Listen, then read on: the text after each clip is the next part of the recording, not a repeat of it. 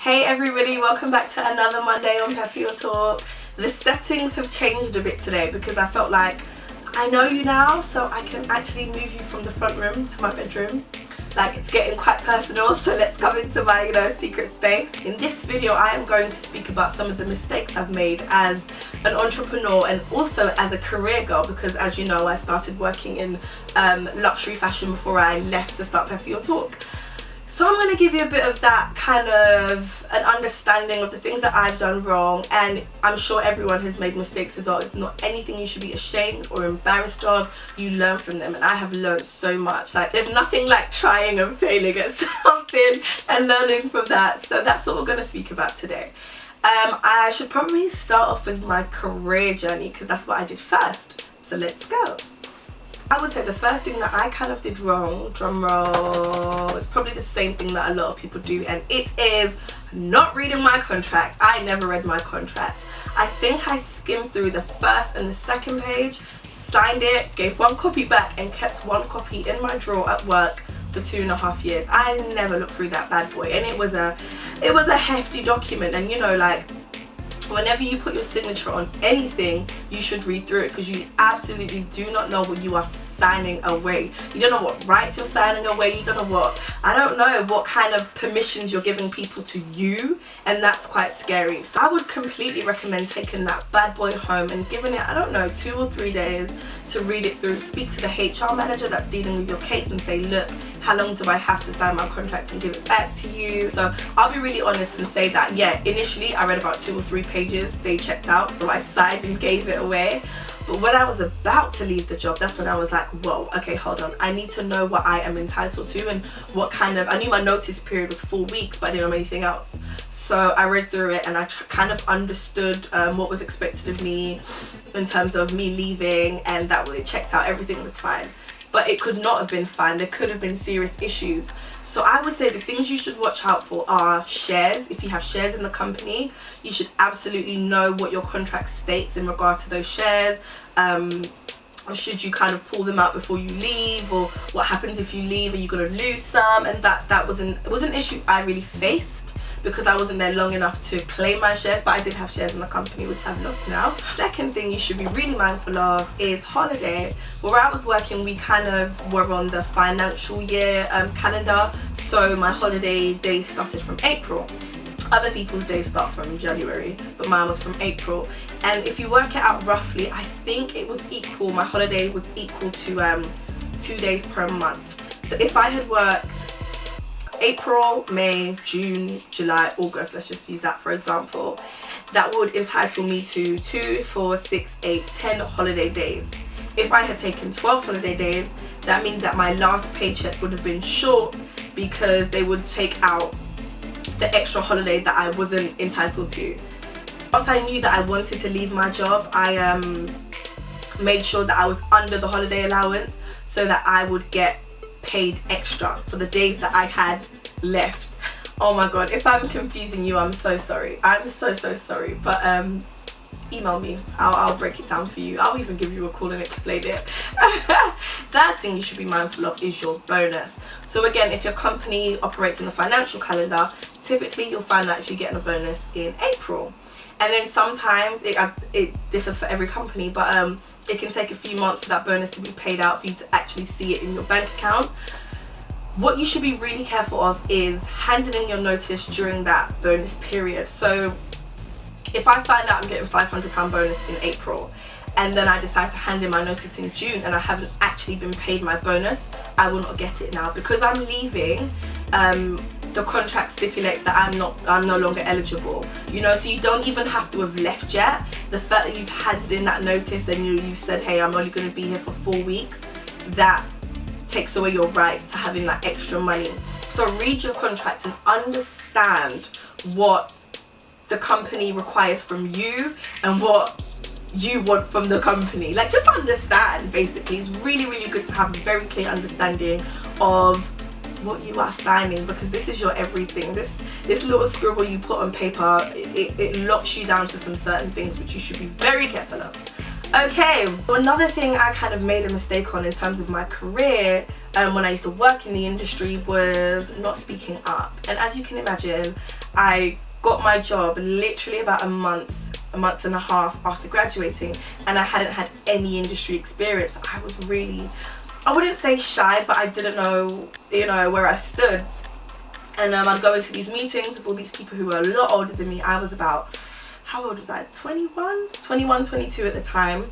And I would be in meetings with 30-year-olds, 40-year-olds, 50-year-olds.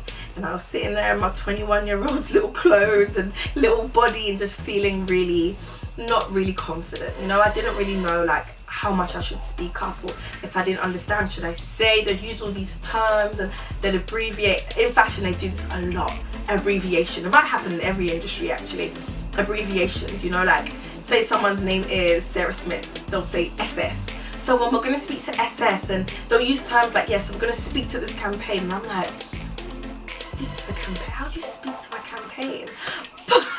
At that point, I had no idea what these little, you know, industry terms are. Like, oh, let's circle back, or let's do this. And I was just like, what are they on about? Like, I literally don't have a clue. And I didn't say. I was just like, Dior, do you want it? Yeah, I'll do it. Yeah. I didn't know, you know. Like, I remember one time I even cried. It's so sad. It was the tiniest thing that happened. My manager put a bag down and she was like, someone's going to come and collect it.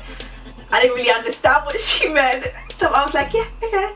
And an hour later, I completely forgot, unpacked the bag, the person came to collect it, and I was like, oh my God. And it really wasn't a big deal, but because I hadn't asked her what she really meant, and I hadn't asked her to make herself clear to me, I got myself in a muddle. And when I went home, I was like, it wasn't like a full-on type of cry, it was like a few tears, and I was like, oh, why did I do that? Like, why?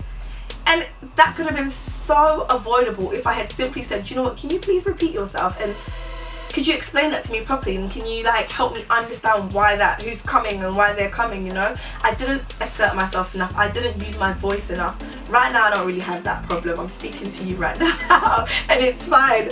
But yeah, definitely at the time it did affect me, and I would say I could have probably gotten further in terms of my connections with people within the company and my relationships with people in the company if I spoke up a bit more, because they'd be like, oh, I like this girl. I would have shone a bit more early on. So I would say, guys, if you don't understand, or if you don't answer questions in meetings, or if you don't ask questions in meetings, you really should, because it really makes you stand out and it says something about you. It shows that, you know what, she's a bit dim. No, I'm joking. It shows that she's assertive. She knows how to really make her presence felt. But this final one in terms of jobs is a bit cheeky. It's not something I would advise you tell anyone you work with. Certainly don't tell your manager. Certainly don't tell HR, because they will not like you for this. But set a deadline for when you're going to leave. I didn't do that. And I feel like I probably stayed in my job a bit longer than I should have. It doesn't have to be like June 15th, 2017. It can be a rough idea, you know, and it can be framed around different things, and I'll explain that in a minute. But that's something I didn't really do. I didn't really know how long I wanted to be in my job for, and I didn't plan for what would come next. I just kind of went through the motions. Like, I was learning a lot of different things, so that was good. Yeah, but I would definitely say set a deadline. So it can be, once I have learned enough for me to become a coordinator, I'm going to leave. And write down what those things are. If it means you have to be very good in Excel to the point where you can do these formulas, but be specific, you know. To the point where I know, I don't know, X amount of managers on a first term basis, and I've gone to lunch with them and we have a great relationship, so I'm building my industry connections. Cool. If I have managed a campaign from start to end by myself and I did it confidently and I learned stuff, cool. So these can be your 3 goals, and once you've achieved these goals, that could be your time to leave. So the day you start, you kind of say, do you know what, these are the 3 things I want to achieve, and when I have, I'm bouncing because I need to keep progressing. I didn't do that. You can also do it in terms of a date. It doesn't have to be specific. You can just say next summer should be enough time. A year and a half should be enough time for me to go. I was there for 2.5 years, and that my people is probably a bit too long for what I was specifically doing, you know. But yeah, set a deadline for yourself and kind of know what you want to do next. And if you don't know what you want to do next, keep these open, keep your eyes open, keep your ears open, and keep a strong connection to your heart and see what kind of makes your heart beat a bit faster and what you have a passion for. It's really important. If it's a date that you're working towards, then count backwards. Like, okay, I have 14 months left in this job, I have 13 months left in this job, I have 12 months, you know, like be quite strict with yourself, be quite firm, especially if you want to progress quickly. That's something that I would say you should, yeah, start doing right now. So fast forward 2.5 years and I am here doing Pepp Your Talk. And as you can imagine, the mistakes do not stop. In fact, I've probably made more mistakes in the past 6 months than I did in the 2.5 years that I was working. So I have to make mistakes, but I also have to fail fast. Like, so when I make a mistake, I can't dwell in it. I can't sit in that space and be like, oh, why did I do that? Oh, I wish I did. You just have to get up. Like, you can mope in bed for like an hour. I do that all the time. I'll literally be like, do you know what? I need my duvet. I just need my duvet and my pillow. So I will wipe off my makeup and I'll just sit in bed and just be a bit like depressed for about an hour. And before I know it, my heart starts racing. I'm like, Dior, get up and start doing things. Like, get over it. It's fine. And you know what? No one knows. Half the time, nobody knows. And all these things I'm about to share with you, none of you guys are gonna know, because you don't really know when people are failing, you know. Like, it's not something you broadcast. Well, I'm doing that now, but it's not something, you know, you put on your Instagram or you tweet about. It just happens and you get over it and you do other stuff to counter at that or whatever. Yeah, so the first mistake I made with Pepp Your Talk, right, was registering the company as limited by guarantee. And the reason I did that, well, A, I had advice from someone, and B, I looked at what the British Fashion Council was registered at, and they were registered as limited by guarantee, and I'm like, yep, I want to be like that. That's eventually, you know, what I want Pepp Your Talk to grow to become. So clearly, if that's what they're registered as, I need to be registered as that. No, that actually doesn't work for me, and I didn't realize that for months. What I can do is I can dissolve the company and re-register, so it's fine. I believe you have to, I haven't done it yet, but I believe you have to pay to dissolve the company. Registering again, it's about £15, so it's not like breaking the bank type of money, and I'm not upset about the £15 I spent before because it taught me a lesson, so that's fine. So being registered as limited by guarantee is mostly done by like companies that are like charities or community enterprises or like members clubs or stuff like that. And it's, what it basically means is that there's limited liability on the directors, the people who actually run the company. And what you are required to do is have regular meetings to decide how the company is going to be run. But if the company does incur any debt, it's not on you as a person. If you're running the company or the directors that are running it, you're kind of protected. And I think the most you have to pay, and it's like it's a cap fee, and it's about £1. Honestly, I'm not joking, it's £1. I'm not going to sit here and pretend like I understand everything about business. I do not. I'm still very much learning. I still always have to pull out Google and read up on it and make sure that I am doing the right thing. And sometimes I make mistakes like I did with this. And it's not a bad thing because it actually forced me to understand what I need for my company. What I have been advised at the moment is to kind of operate as a sole trader, because I am the only person working for Pepp Your Talk. So I can register as me, like I work for me, and I am the company basically. So I'm a sole trader. The benefit for that would be within tax, because if I was limited by guarantee, a limited by guarantee company, I'd end up having to pay personal tax and corporation tax. But as a sole trader, it would just be personal tax. Don't ask me the tax rate right now because it's completely run away from my mind, but you can Google that. So if you're registering a business or if you're starting a business, I would definitely say spend quite some time reading a few different websites and understanding what works out best for your company, not just now but in the long run. If I did re-register as a sole trader, once the company reaches a certain point, I would then have to dissolve that and then register as something else, because then it wouldn't work anymore for what I was trying to do or where I was trying to take the company. So it is quite interesting actually when you break it down and you start learning about all these things, and it certainly is something really, really new for me. But yeah, jump on Company's House, you can read all about it there, and then there's other websites as well. Another thing Company's House is really good for is stalking. I know it sounds bad, but if you want to send something to a company and you cannot find their address anywhere, or you do not know who actually like runs the company, you could, if they're UK registered, you can type them into Company's House and you'll get like the address details for where it's registered and the director's name and all that type of stuff.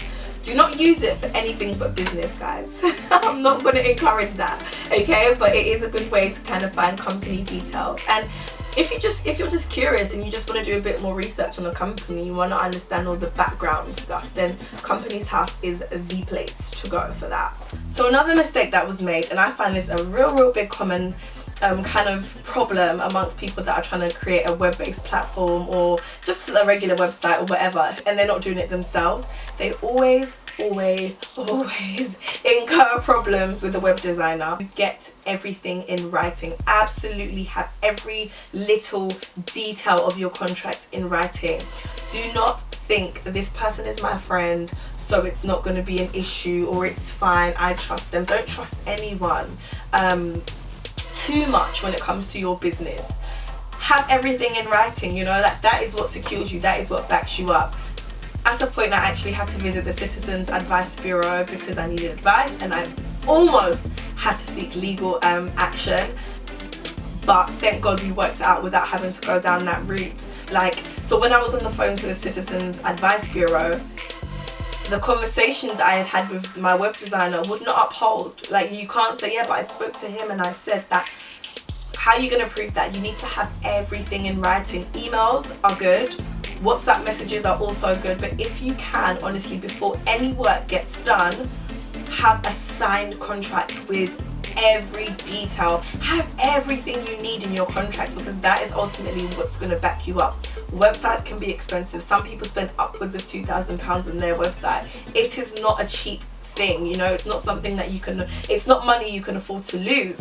So yeah, really try and protect yourself as much as possible. I have most certainly learned that, and I will be doing that in future. I'm a creative person as well, and you can't force me to be creative. It has to flow. But if you're being paid for it and you've agreed to do something by a certain time with someone, do it. Which is why I feel like web designers always kind of flop, because it's a creative process for them, and if they're not in the mood to be creative, they're just not going to answer your call, which is what happened to me. I was put on the back burner and my project was tossed to the wayside. I digress, so I shall move on. Another thing that I did wrong was an intern. I would say I've had about 2 interns and they haven't really worked out for me. I wouldn't say it's because of them, and I wouldn't say it's because of me. It just wasn't right.